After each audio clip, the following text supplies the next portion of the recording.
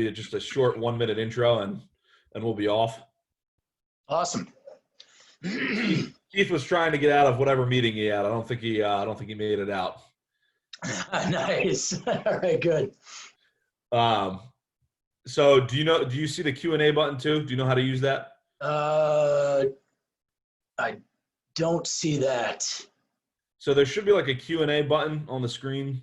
If you just kind of move the mouse around, you should see it somewhere. Could be at the top. Let's see. Oh, I see. Okay. So if I just scroll over here, got it. Okay. Yeah, so people might ask you questions. I'm sure they will, actually. But if you want to answer them, you can do it as you go or do it at the end. It's completely up to you, however you want to do it. Okay, cool. Any questions? No, let's do it. All right, cool. We already got a bunch of people rolling in here, so. Perfect. You'll have about 50 minutes, too, so Okay. just so you know. All right, well, let's get down to it. Next up is Coach Rob Everett. Coach is a former defensive coordinator of the Memphis Express and at Bridgewater College. So, Coach, I'm going to hand it over to you now and let you go.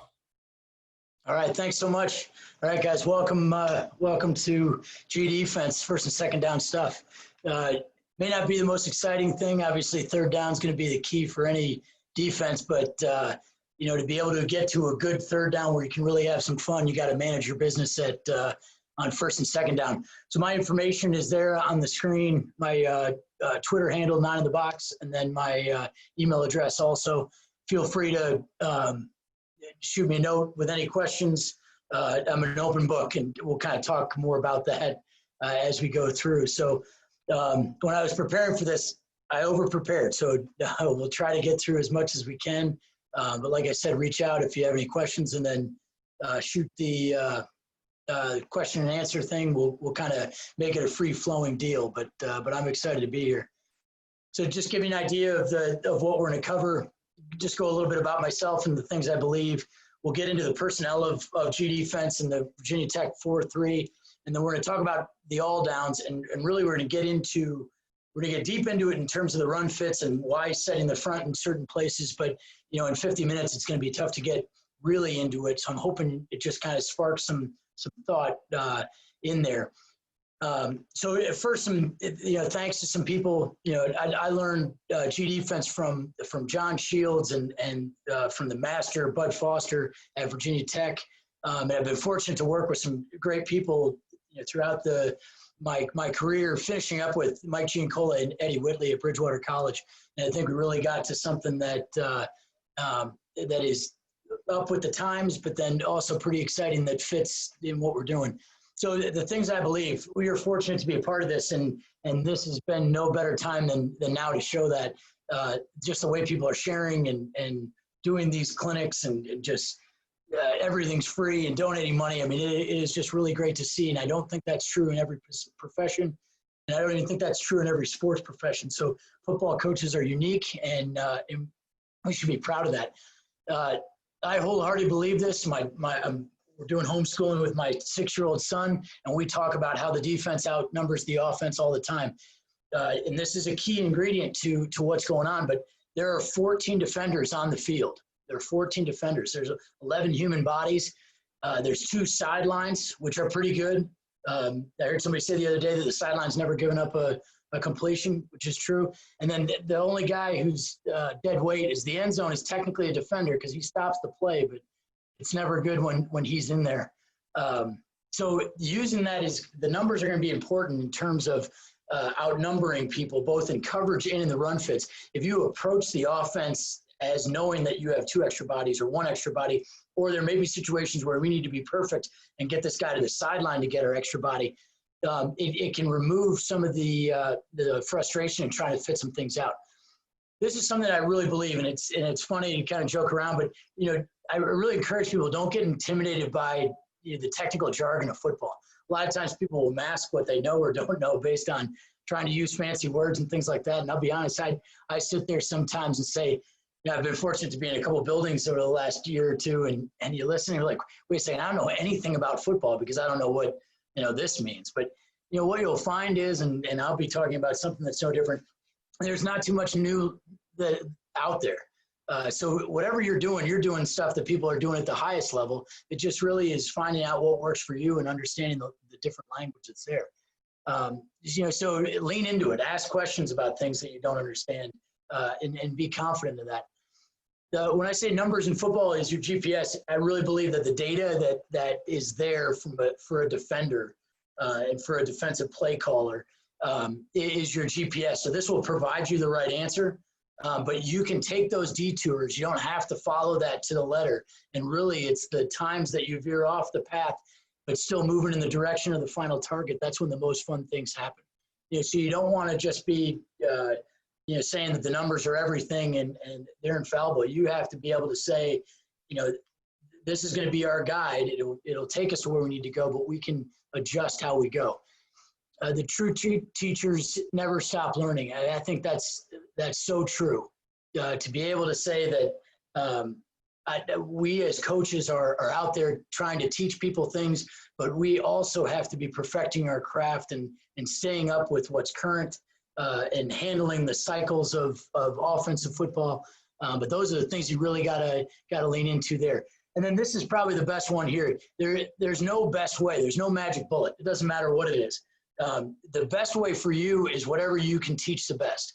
That's going to be the best way to do it, because you're going to know what fits your players the best. You're going to know what you're comfortable in saying. You could sit there and know the greatest defense from top to bottom in terms of what the rules are and what the playbook says. But if you can't instruct on it, it's not going to do your players any good. So the best defense that you can run is the thing that you can teach the best. So obviously if you want to grow out a little bit, learn more things, go meet people, go talk to people so you can become more comfortable teaching those things. These are some of the foundations of the things that I believe, and a lot of it's going to kind of work into what we talk about today. All right, so this why slide is going to be two things. First of all, why do you need early down calls? Why do you need first and second down calls? This is going to be the foundation. This should be the first, second, third install of your training camp, of your spring practice. This should be the things where if times gets tough or there's no play call that your players go back to as an automatic formation check, and it should be built in as answers from week to week. Because what these three coverages or defenses that we're going to talk about, there's a split field coverage, there's a roll coverage in terms of 3-by-1, and then there's a man free. All of this is 4 down, rush 4 things. So there's answers to all of these things. And this is the stuff where hopefully your players are able to get comfortable enough that they're able to play fast. They can anticipate what happens on first and second down so you can fit things out and then take advantage of situational data that you have or down and distance situations that the offense finds themselves in, and then you can really dial up some creative pressures. But the majority of this game is going to be played in those first and second down, all down calls. A lot of times you jump in and want to practice all the exotic pressures and exotic coverages, but really it's going to be your all down stuff that gets you to those spots and wins you games. This bottom section down here, why G defense, why 4-3? It is a gaps sound run stopping defense, and it fits against all personnel.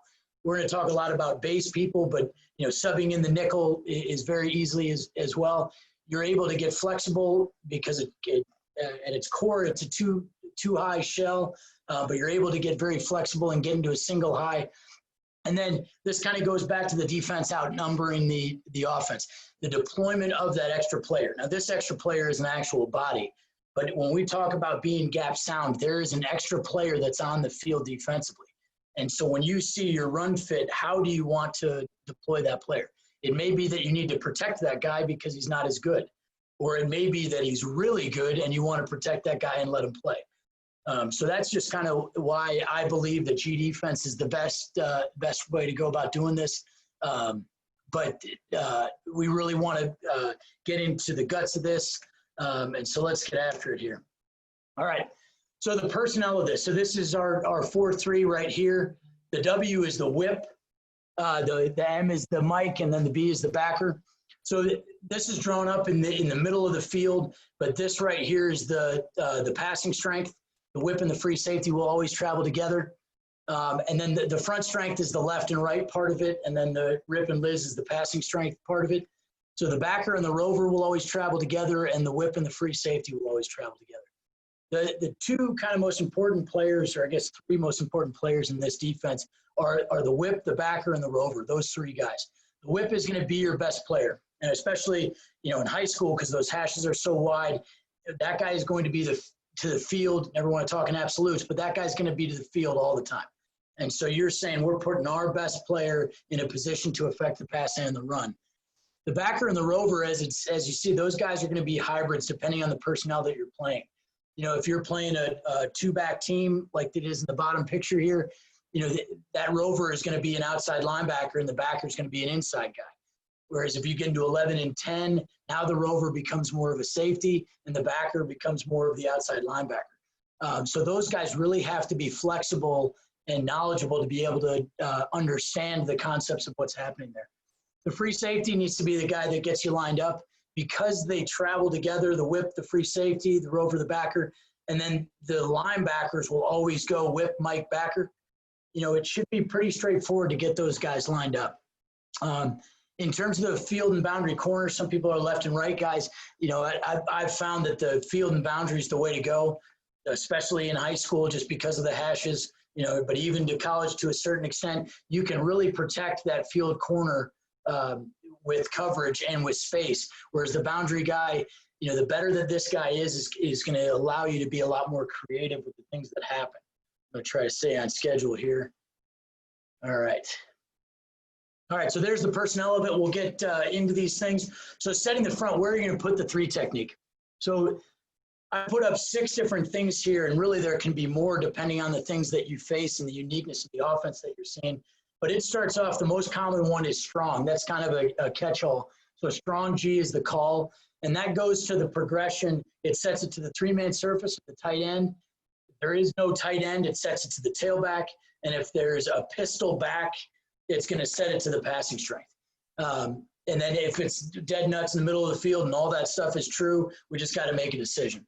So strong G is kind of a catch-all. That's going to be the most common front that's called. If we know for sure we want to set it to the tight end side, we're going to call tight G, and that's going to set it to the tight end, whether he's flexed out as a receiver, whether he's into the boundary, whether it's a nub, it doesn't matter. That's where our 3 techniques can be. When you get into 10 personnel and defending the zone read stuff, setting it to the tailback, so we would just call it back G. That puts the 3 technique to the tailback side. What's big about that one is the way that this affects our option game, which we'll get into later. But now this defensive end with the 3 technique is now going to be a cut to keep player and play the quarterback in the option game, whereas this one would bend and chase. So we call back G, and then we call OG also, which is setting it opposite. Really the main thing is who do you want to keep the ball? If you want the quarterback to keep the ball, set the 3 technique opposite the tailback. If you want the tailback to keep the ball, set the 3 technique to him. That's just a general rule that you can run with. Under G will get you opposite the Y. So there's a lot of different cases, especially when you get into the man-free stuff where you want to protect that boundary a little bit more, so you put the 3 technique there. And then these last 2 are the field and short. So this is setting the 3 technique to the field side, and then set into the boundary is in short G. But I spent a lot of time this offseason studying offense. And the most important thing is they're trying to identify where that bubble is. That B gap bubble, that's going to be where they think they want to attack. It's the best angles for the offense. So understanding and being able to move around and be flexible with that is going to be important. Okay, where to set the strong side on for 3x1. So if you called strong G, if there's a 3x1, the question was where do you set it for 3x1? These right here are not passing strength unless strong G is, if you're in 10 personnel. So if we call it strong G and it was in the pistol with no tight end on the field, 10 personnel, we would set it to the passing strength. So that's where we would set that one. Answer live. All right, done. Okay, so if there's any questions, make sure we shoot those things out. This is my first Zoom clinic, so kind of going, to be honest with you, I spent most of the time trying to find a picture that fit my face. All the Zoom stuff just makes my face look humongous, but I don't know if there's going to be avoiding that. All right, so now setting the stud. This is a big piece. So where you put your stud tight end. Some people just play left and right ends. I think there should be a big end and a rush end if you're lucky. You know, the big end is a guy that is able to handle down blocks, is comfortable, with people outside him, but getting his hands on people. A lot of this stuff will depend on your ability of your player. If a player's not very good and you just want him inside to take away C gap, that's great. Now you lose that flexibility of the leverage on the outside. Outside the Y really boxes things in, but it also opens up C gap, which we'll talk run fits when we get into the coverage part. And then head up, that gives you probably the most flexibility to control the Y, but it also allows for the Y to have multiple releases. I will tell you that the head up on the Y thing is big for defending the wing T. If you go back and read Tubby Raymond's book, head up for a wing T, tight end and buck sweep, that guy's going to block down and the wing's going to be responsible for him, in the day one rules. So, whereas if that guy's inside, the Y is going to come down on him. So the adjustment of the stud tight end, be smart with your deployment of that player, because it will give you, an extra player or a cover-up player a lot of times. Okay, so here are some tags that you're going to hear and some words that the players are going to be asked to say both pre and post snap. Stress is probably the most important one. So when a player makes a stress call, he's going to have outside leverage and he's going to own number 2 vertical. Now, if number 2 goes out, he's going to own him as well because of the leverage that he has. If he goes in, he's going to push it across to the zone, but that's going to be a stress call. It allows you to get an extra box player against 11 and 10 personnel. Chinese going to be a good one. This is the way we handle smash concepts. But not only is this used for quarters, but this is also, China's going to be used for our robber concept and our man-free concept. And so this is a catch-all term that lets you know that number 1 hitched up and that we need to open up and run for that thing. The under call is when number 1 or number 2, depending on the formation, drives in fast right now. So the under is going to be the call. And a lot of these are to protect the view that the defensive player can't see. And then the buddy call, people use different language, banjo, 3-way, things like that. All this is just, if there's a buddy call, it's a pre-snap switch alert. And this happens in our match concept, or match coverage. That happens automatically between 2 and 3, which we'll see in the pictures. Okay, so let's get into this. So read 2 quarters. It's called cover 9. This is the signal for it. Why it's called cover 9? You got to ask Bud Foster, because Virginia Tech people are probably the only people who call it cover 9. So some people will call it 4 read. Some people will call it palms. It's all the same stuff. We are relating to number 2 or reading number 2 to get our idea. But as all these things have it, we're going to have an apex field overhang, which is going to reduce the field. That player is not the force player, but because we're not covering down on the number 2, he really is protected. Now, granted, he's out leveraged by that number 2, but he's able to kind of really shrink the field down, and that extra player is going to be a second level defender. Rather than in the robber look, it comes from the third level defender. It gives us the ability to be a balanced look with 2 highs. All of these things will have man principles that look the exact same. So it looks like 2 man with inside leverage by that guy and 2 high safeties. And then like all this stuff, it will have built-in trips or empty checks. Now the way our play calls go is we will call strong G cover 9 check, which means if they come out in 3-by-1, it's the normal cover 9 check. But we also will say things like strong G9 check sync, meaning they come out in 3-by-1, we'll have a 3-by-1 check that is independent of 9. But once we get into that, you'll be able to see most of those things. So looking at when there are 2 removed, we are relating to the number 2 receiver right here. All right, so the Mike is going to be relating to number 3. He is an A-gap fitter. The whip, or I didn't draw up the other side because it's the same, but the overhang player is a B or C gap responsibility. All right, so this is important. If you're going to take away one thing, this is what it should be. He's going to be a B gap player, but then you say, well, what happens if he's got you got a stud out here that he needs to deal with? These guys, these overhangs have the ability to make a stunt call called the black call, which will pinch him in and just switch gaps right off the bat. Now, you don't want to do this on third down or pass down if you think it's coming, because then that guy's got to adjust his rush lane. But if there's something that's stressing this guy out that he's nervous about, whether it's bubble or an RPO or something like that, he's got the ability to black this guy in, and now he's got C gap right away. It also is, if he's got the 3 techniques set to him, he is the extra guy. And so this is how we manipulate RPOs and things like that.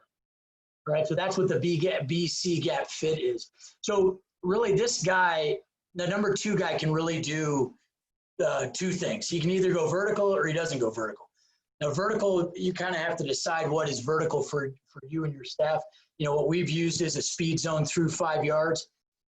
So once he goes vertical, he's going to wall this thing, and it ends up being till about 10 to 12, and then he's going to look up number 1 or number 3. Depending on what shows. But if he goes in, if he sits down, or if he goes out, the whip is going to be underneath number 2. We play with enough inside leverage that he's going to be able to wall that thing off and not have a problem with right there. All right, let's see how we can gotta clear this. There's undo. Perfect. Okay. So let's go to the free safety and the field corner. Same thing in the boundary and the rover. So same idea. The number 2 can either go vertical or not. So the easy one, let's just say he goes vertical. The free safety is going to be over top of number 2. The field corner is going to be over top of number 1. The stress on this, and I have a drawing for where the weaknesses in this coverage are, but this is a tough one for the free safety. He's got to be able to get over top of number 1, but also be able to climb over top of a post of number 2. All right, so making sure all of this alignment, there's no field or landmarks there. They need to align with the ability that makes sense for them. All right, so we've had free safeties in the past that are able to play this thing at about 8 yards. Also, sometimes people need to be back at about 15. I will say it's kind of a misconception where people say the further back, the better you are, or the further back you are, the safer you're going to be. Don't let yourself get beat deep. It's actually a false sense of security, because the deeper you are and the more cushion that you have, even if you are, let's say, a third player or something like that, you open up so much space for the offense to be able to make that decision for you. So there are some consequences to doing it that way. All right, so if number 2 does not go vertical, so let's say he sits down here. Now the field corner has the ability to be aggressive underneath number 1. So if he sees number 2 sit down or eliminate himself, he knows that even if this guy's going vertical, we should be able to play underneath. You're thinking comeback, you're thinking digs, things like that. All right, so from a force standpoint, when you look at this, depending on your players and the space of it, you can play as the free safety as force based on the hands of number 2, or you can have it, especially to the field, you can play it where the field corner has force based on what number 2 can do. It's tough to do into the boundary because of the leverage that you're going to ask the boundary corner to play. So that's going to be 2 removed. To the pro side, this is where we can have put some stress in there. So to the pro side, you can play normal read 2 and play it if you have a stud at tight end and play it the exact same way, especially into the boundary. But you can make a stress call and put the rover outside of him to be able to make sure that he plays, takes that thing vertical. Right, the location of the defensive end, it can protect that guy a little bit. So you can keep this backer inside in the box. You could also squirrel this guy down and make the stress call, and now he really can play heavy. And remember, he's a BC gap guy, and the location of the stud and the tackle in this drawing, he doesn't have any responsibility. This becomes now the robber concept to the pro side. All right, but if you didn't want it, if you wanted to play it straight where these guys are reading the Y, you know, you can treat it like that. And the rover can keep this alignment here because of you're assuming that the boundary is this way. So there's just a pro side adjustment where you can get this guy down into the box and keep the backer tighter in the box and not having to worry about it. But if you're going to play it straight, you know, strong G is going to be a good one, or tight G, to make sure that that 3 techniques to the 3 minutes. All right, we get into 3x1. And so this one's set right here as back G. So the 3 techniques right here. So the 3x1 adjustment, the way that we play cover 9 is it's going to be 9 alert, meaning the rover is going to be alert to number 3. The Mike is still relating to number 3, same idea, and he's just going to deal with this guy fast. All right, the backer has 2 weak, and really, you know, you can punch this guy depending on down and distance or if he feels something, but really he's just there mainly as slant presence to give the illusion that it's not one-on-one over here. But really what we say is this is more of 1.5 on 1. All right, because he's relating to 2 weak. Now, if it's 4 strong on that side, you know, he can be a little bit more creative. He is still going to be, you know, he's an A-gap fitter right there. The Mike is, you know, the whip is going to be in B-gap. So the way that the whip is going to address number 3, what's a little bit different, you know, so normally we apex the MN line of scrimmage in 2. In this 9 alert fit, the whip is going to be just outside of number 3, and he's going to jump drop off this. So he's just going to kind of take, you know, about 3 back pedals with his winky towards the quarterback. And what it's going to allow us to do is just stop that hot throw, especially if the tailback's on that side and coming off strong. But other than that, these 3 guys are still playing read 2 the same way. If 3 goes vertical, the rover's got him. If 3 drives in right now, the Mike's got him. This backer has a stress call on number 2. So if 2 goes weak, he owns him with outside leverage. So that's going to be the 3x1 adjustment. And that's if no tag is made. This is not the best run fit, but it's a pretty good 10 personnel deal. You know, I really like this one, setting it to the field when you know that the field's this way, and set the 3 technique this way, because now your overhang has got the clean gap right there. So that allows you, where you set the front allows you to balance your stuff out pretty well. The boundary corner is pretty much by himself on this. But what we're hoping to do is to be able to align the same as much as possible so you can't get a beat on it. We'll talk about leverage here in a second. All right, a question just popped up.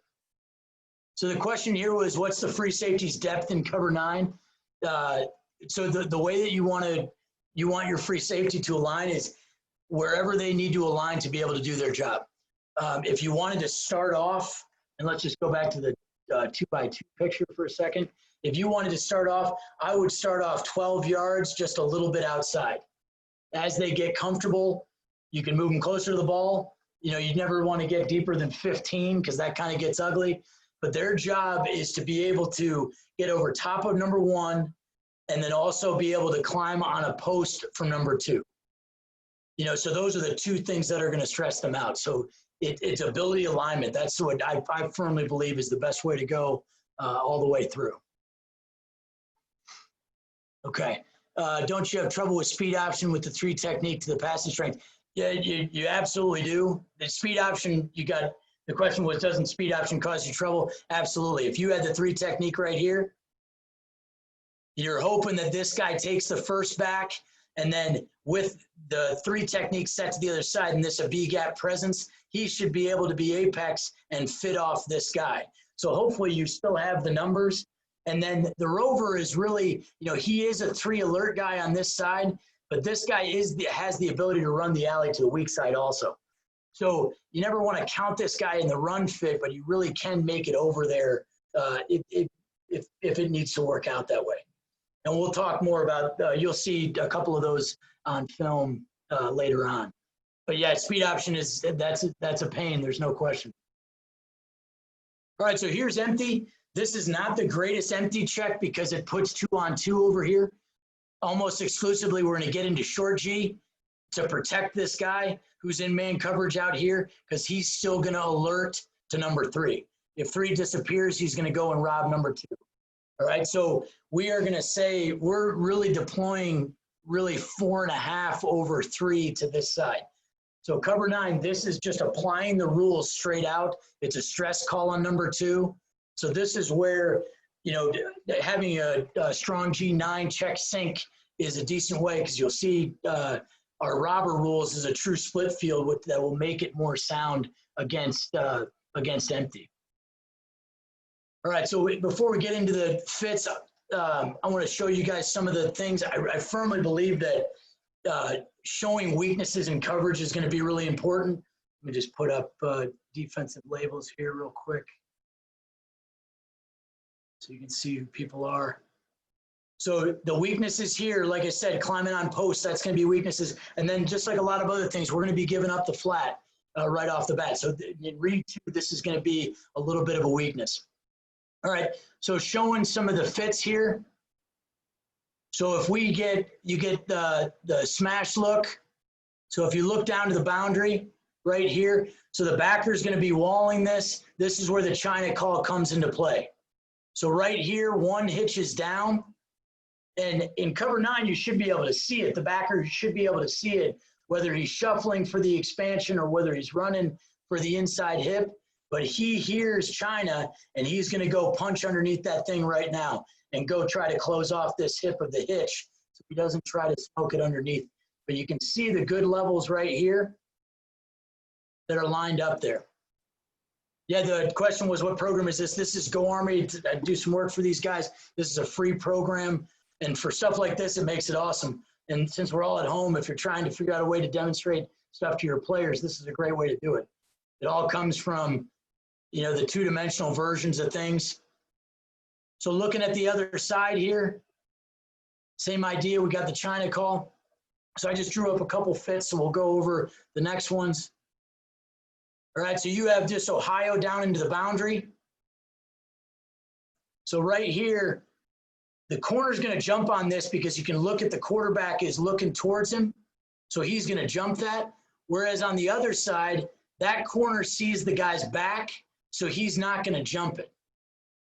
You know, so we talk a lot about where's the quarterback looking because you don't need to jump something that the quarterback can't see. Now, Mahomes kind of ruins that for defensive people, but, you know, I still think for the majority of people it applies. So that corner is going to jump it because the quarterback's hand came off the ball, and he's going to throw it. You'll also notice that the backer's expanding on this one, but he sees the corner jumping it, so he can now adjust and fix it. Whereas these 2 guys over here, the corner doesn't jump that thing, so the whip is going to continue to expand. And the corner just sloughs off. All right, and he may slough off even more, you know, to protect a dig or something like that. Okay, so next one. Now we have 3 releasing. We have 2 vertical. You know, right here, this isn't China because he's through the speed zone right now. You know, notice the mic is pulling that string with these 2, the whip and the mic. Into the boundary, we had 2 sit down right now. And look at the leverage of the corner about how he's playing this. This guy's going to get into a trail position because he sees 2 sit down right now. So I know that vertical is going to be handled by my safety. So now I can play in a trail position and really protect the comebacks. All right, we'll do a couple more here. All right, so this is just getting into Cadillac. So we have a vertical string pull between these 2 right there. You know, we talked about taking ins. Notice the backer's not going to push this thing. We're going to take it all the way, and then the mic is going to pull a string with the whip, and we're going to handle the new number 3, which is right here, and he's going to rob the dig. On to this side, this is 2 vertical, so the corner is going to be over top of the real vertical, and the free safety is going to be over top of the dig. Same concept, the corner, as soon as he sees number 2 disappear, he can be inside and playing underneath that. Okay, now we get into 3x1, so this is 9 alert. I have this one drawn up with a punch, so the backer's punching out underneath.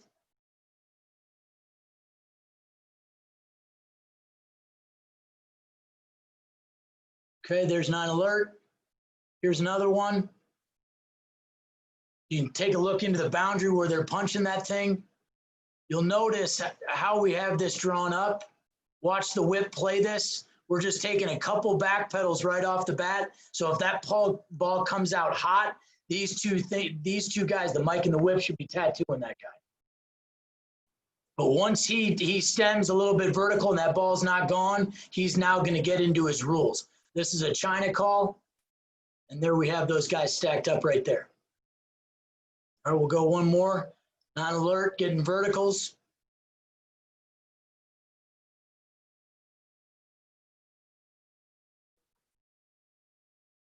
All right, so that's going to be non-alert. So let's go and get into some coverage here, or some film. Let's see how we're doing. Okay. So if you look at the top of the screen up there, these guys are trading this thing off pretty well. You'll notice the new number 2 is flat. So watch the way that this corner plays this. He can undercut this thing because he knows if he keeps going vertical, he's got his safety. Down at the bottom here, they're playing a technique called top hat just because it's stacked. So he's actually going to, most of the time they press this one. He's actually going to take the back one, and it'll play itself out. Okay, here's 2x2. This is shown with a bluff look. So you're going to see how this thing fits out. Corner triggers it down to set the edge as the force. And you can see as soon as hands get on, here comes the safety. The mic's got to relate to 3, who's flaring out that way. We're going to rally to it. Not bad for 3rd and 11. All right, now, when we get into the next part of this is going to be important to leverage. Look at what 15 does. These are all down calls, so offensive people are going to know 1st and 2nd down. Hey, he's inside leverage. This is going to be cover 9. We use a bluff tag beforehand to show, a different look, and you can see how everything goes. So watch this corner down at the bottom of the screen. He sees number 2 disappear right now, and look at how he's able to throttle that thing down and play underneath.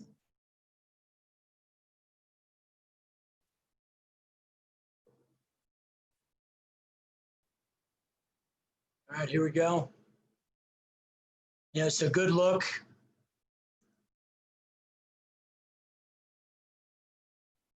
This ends up being a stress call on him, keeping both these guys inside the box. And a good deal up there.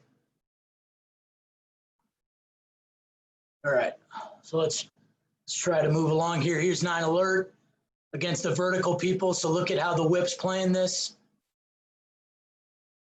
You can see how the backer's just providing a presence.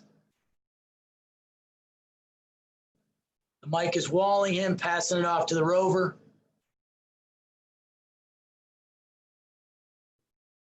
Here's another one on 3 vertical.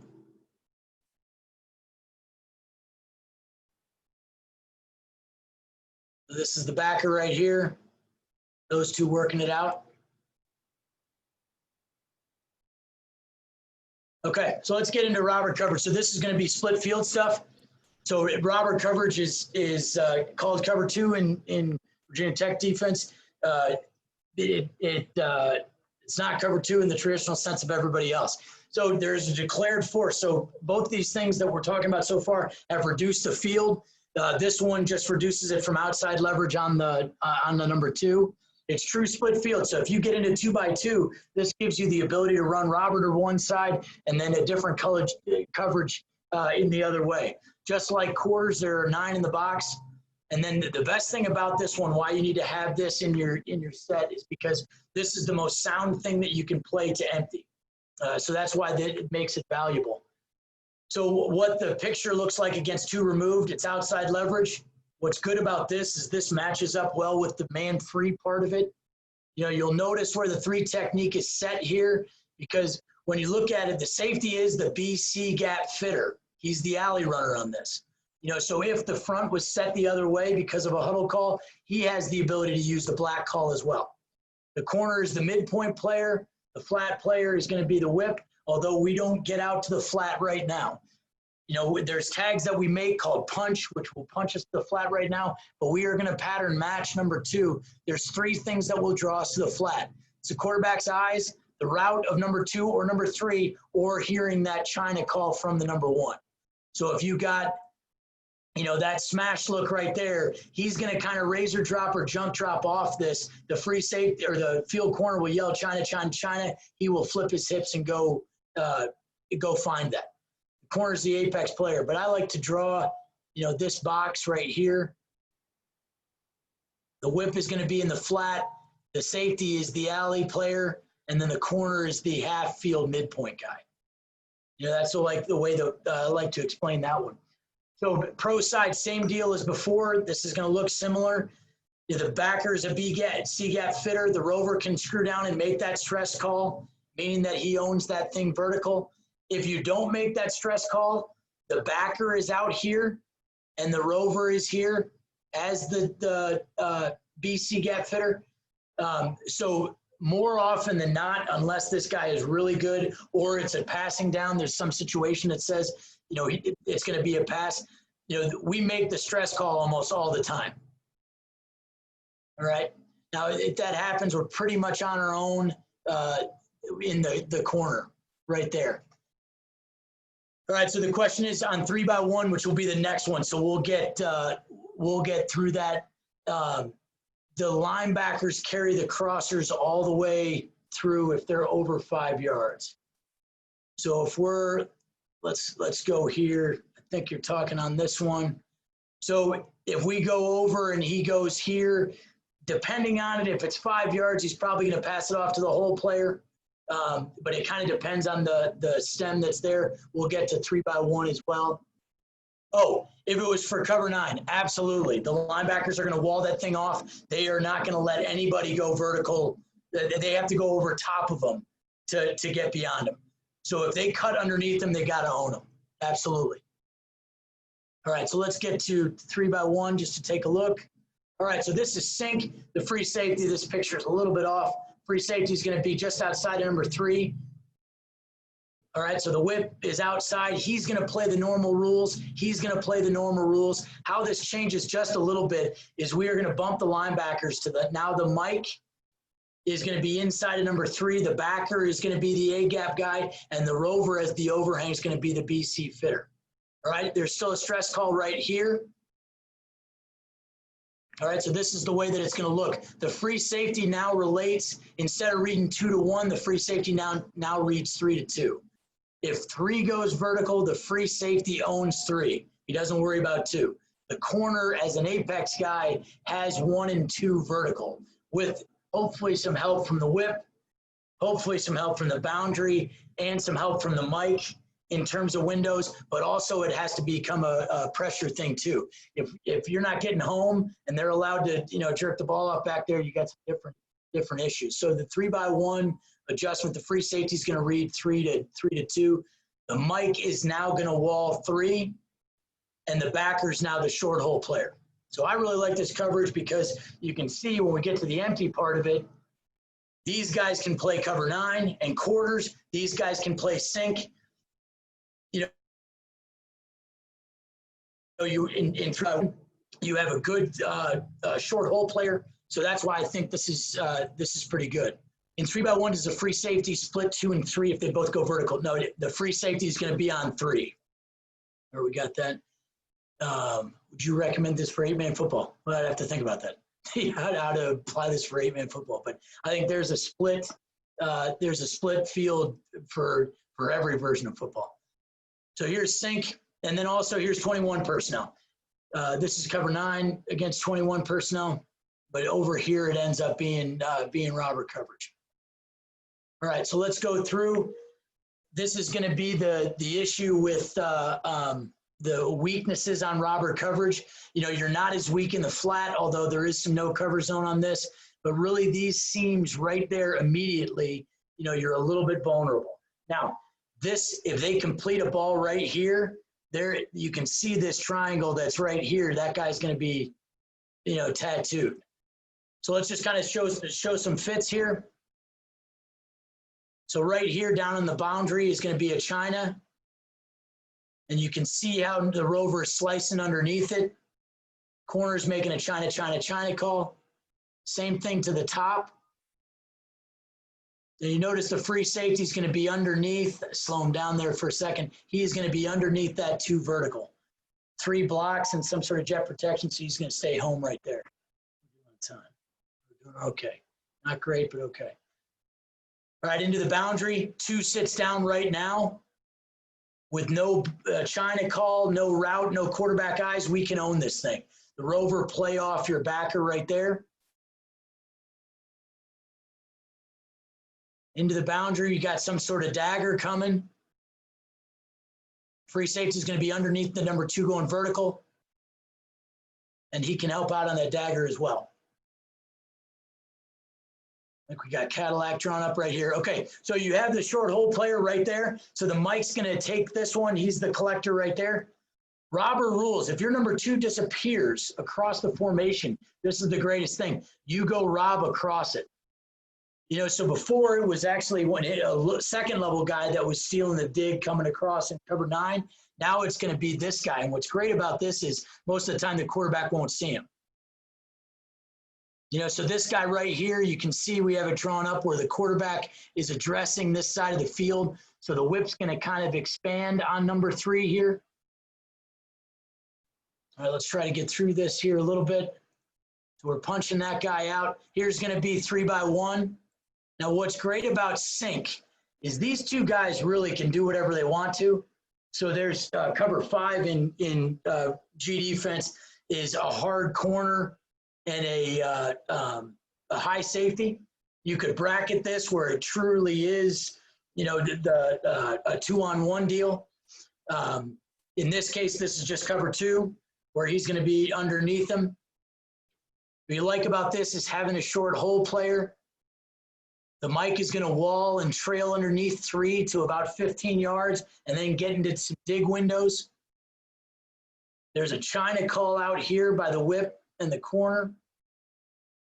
You know, and even though there's a China call, you know, declaration of the quarterback, you know, be smart with it, especially to the field side. All right, let's get one more. Here it is drawn up with 5 into the boundary. Remember, they can do that because of what's happening up there. So the collector is picked up by the short hole player. The Mike now walls the new 3 right there. He disappeared, and we can pull that string. Okay. Yeah, somebody just asked, can I share the simulation? If you email me, I can get this to you also. Absolutely. I think it does show a pretty good fit. You know, I'll show you some film of this also, but it gives a good look as to where everybody should go. You know, a lot of people have that film. It's like, it's great, but this guy screwed it up. It's like, let's show this right way. Okay, so here's 3 vertical. So the free safety is collected by number 3 vertical. You know, you can see the corner's got to be is apex in this thing.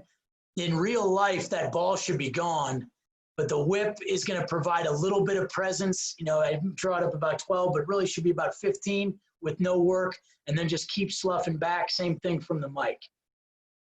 All right, but even though you look at this and it's a version of cover 3, so you are going to have a midpoint player. Let's take a look at some film here. So you're going to see some bouncing around. Look at 15, how he played this. It looked like he had inside leverage, and then on the snap, boom, he plays outside. You'll notice he's not jumping out to the flat. The quarterback's staring the other way. All right, also what you have here up at the top, that's quarters up to the top. So when we talk about split field, this is Robert to the passing strength, and then cover 9 up top. All right, let's see if we can go a little faster here. All right, this is into the tight end. So this is the stress call right here. So you can see he's playing outside leverage on him, so he's got to own him vertically. Now the play fake kind of holds him, so this is a tough thing, but you know, we'll just make a tackle. Can't cover everything. Okay, same thing. Look at the rotation between those guys down at the bottom of the screen. Now this is 2nd and 10. But look at the free safety, how he plays that. Trail underneath, Should have picked that ball off. You know, good play by the corner. I mean, this is really well done right there by all those guys. Here's 2x2, another good look at it. All right, and then we're going to rally to it. So we have no cover zones, you know, so we're going to give you 5 yards. You want to flip that thing out, we're going to rally to it.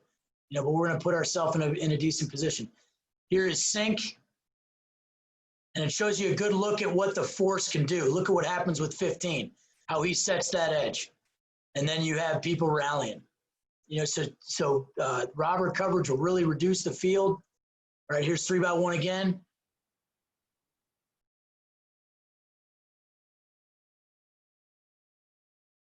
And that Mike's going out to wall number 3. And he's able to make a pretty good play right there.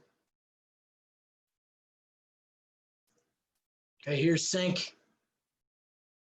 Kind of stick and nod deal. They play it pretty well here.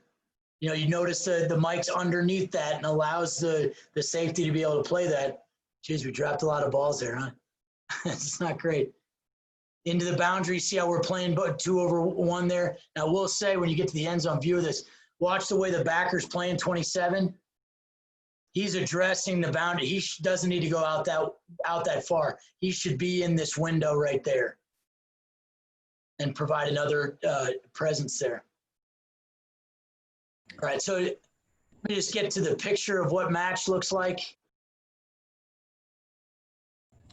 Hey, Coach, just a heads up. We got to wrap up in the next couple minutes. Next couple minutes, perfect. Okay. So this is our man free stuff. What's great about this one is it will look like robber coverage in terms of the leverage. We play divider rules. So, you know, if the ball's in the hash and that guy gets outside the midpoint, the hash and the numbers, you know, he's going to play inside leverage, but all things being equal, we're going to be outside leverage. It gives us 2 guys relating to the tailback. It allows us to play the same middle of the field player. And if you're a cover 3 team, if that's one of your all downs, this fits in perfectly because it looks just like it. So this is 2x2 and 11 personnel, outside leverage right there. The biggest difference from a run fit standpoint is that we're going to set the edge. Here's the 3x1 deal right here. So you'll notice the inside leverage by the Mike and the outside leverage by the whip. So that means they're going to automatically buddy this. And what that does for you is if either one of these guys stems away, it's an automatic switch. So if you got this, and let's say this, the whip's going to come off on that one, and he's going to slice underneath knowing that he has the post help. So it's automatic buddies that happen. This is the best part about it. Y off, this is the greatest coverage because these 2 relate to the Y. So he slices across this way. He's going to come down, and now he's going to be the middle of the field player. But you have a really strong box. Your edge setting as opposed to spilling, which most of the other stuff that we do is going to be edge setting. I want to show you some run fits real quick. This is going to be cover 9 of what it looks like. You know, if you talk about an RPO deal. So right here, since the B gap is closed, the whip doesn't have to rush, and he can run into that. He can just sit in that window on the RPO and look at the numbers we have. Right, you go to the next one here. Now B gap is open. He's really worried about this stud out here. He just blacks that guy in. Now he's a C gap defender, but that black stunt allowed you to be a little bit slower. All right, here's robber coverage against lead. So we're going to wrong arm on inside stuff. Our overhangs are B, C gap players. He's going to fold himself in. All right, here it is drawn up against power. We're in a wrong arm on the first level, wrong arm with the inside linebacker, and then the free safety makes the tackle. Last 2 here with Y off stuff. So you can see the Y comes across. He's inside the core, but it really doesn't matter. We're in a wrong arm the puller, and then vice the tackle. Last one, he slices across. This guy's going to insert. He's going to be the post guy. All right. So let me just throw up one more thing here, just from a slide standpoint. Just some things that I want to hammer home here. You saw some cool technology, hopefully, but find your balance to make it efficient and effective for you. There's a bell curve for it. Trust yourself. A lot of the things that people are doing, even at the highest level, you're already doing. You just might call it something different. So continue to learn and ask questions, but be confident in what you're doing. Here are some of the favorite things that I'm doing. If you don't use the snipping tool, I think you guys can see it right down here. The snipping tool is the greatest thing going. I can snip something and then paste it right away. It is the greatest thing going. So the snipping tool, Google Forms are awesome. I got back into Lumosity. It's a free brain training game. That's awesome. My kids even play it. Good to compete with your team. And then the last one's the Go Army Edge stuff. Hit me up on Twitter or email. You know, I wish we had 3 more hours, but because it's nap time right now, so I got time. But I really appreciate this for the guys setting this up. This is awesome for our profession. And if I can help in any way, you know, I love this stuff. I hope you can see it, see the passion, and don't hesitate to let me know if I can help in the future. So there's my contact stuff, and thanks for attending. All right, Coach. Thank you very much for doing this. A lot of great stuff. And thank you to everyone who joined us. We are going to be live again at the top of next hour. Thank you very much.